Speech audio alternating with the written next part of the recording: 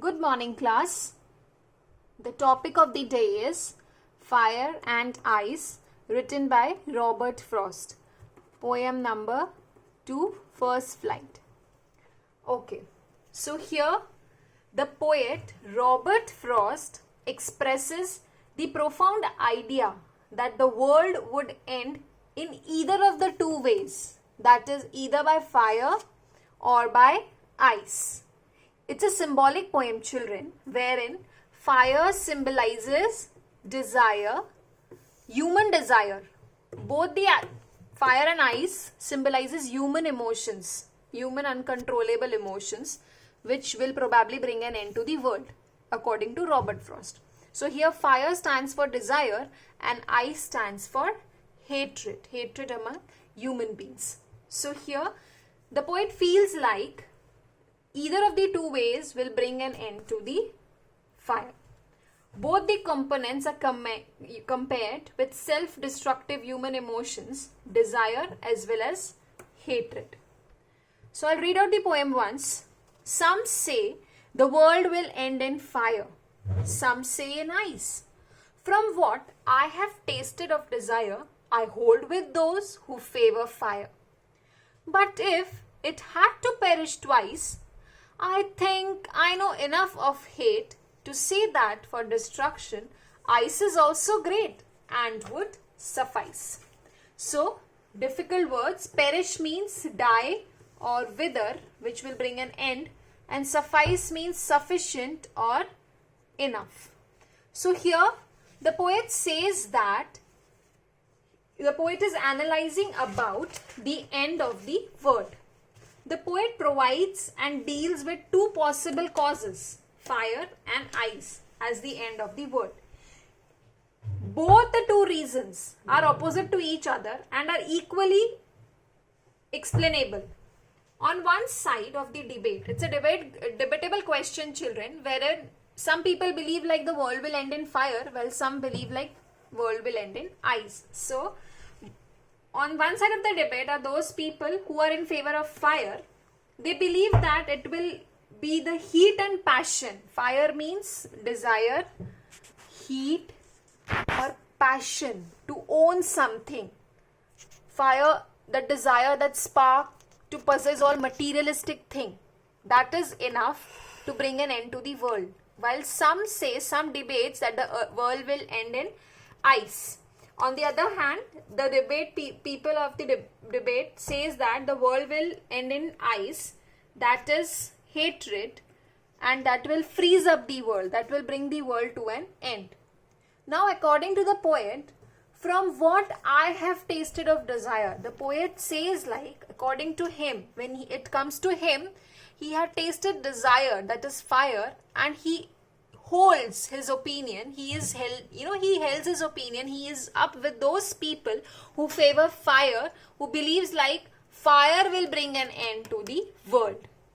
But then he continues telling that, but what if it had to perish twice? But what if the world has to wither twice, die twice? If it has to be done twice, second time, I think I know enough of hate. He's saying that he's very much sure that the destruction of the humanity, if it is going to come on the second level, second time, he first talks about the destruction caused by fire. And if in any case it fails, then for the second time, the ice will result into hatred that will end the humanity one day.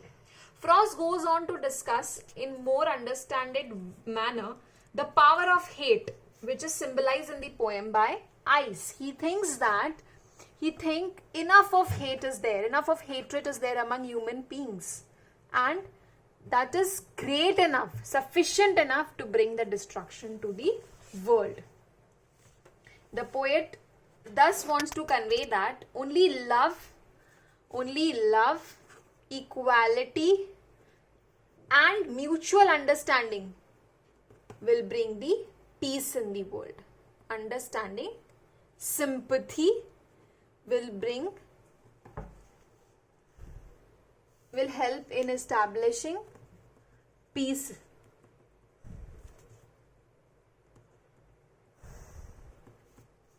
on earth. That's all. The poem revolves around the theme that human emotions are destructive when allowed to run out of control. They can destroy a person morally, physically, and mentally enough. So he is basically talking about human traits of desire, heat, passion, fire, greed, jealousy. On the other hand, he's talking about hatred, that numbness, that coldness that kills all the human emotions and thus proves itself powerful enough to bring an end to the world.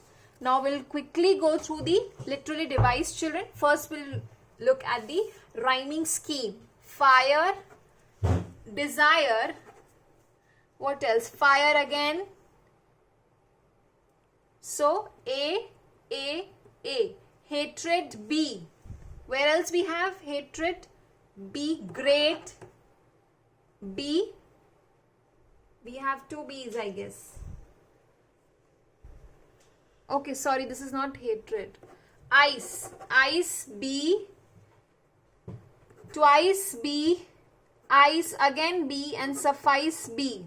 Okay, now we have, so the rhyming scheme is A, B, this is C, hate, C, and great again, C. So the rhyming scheme is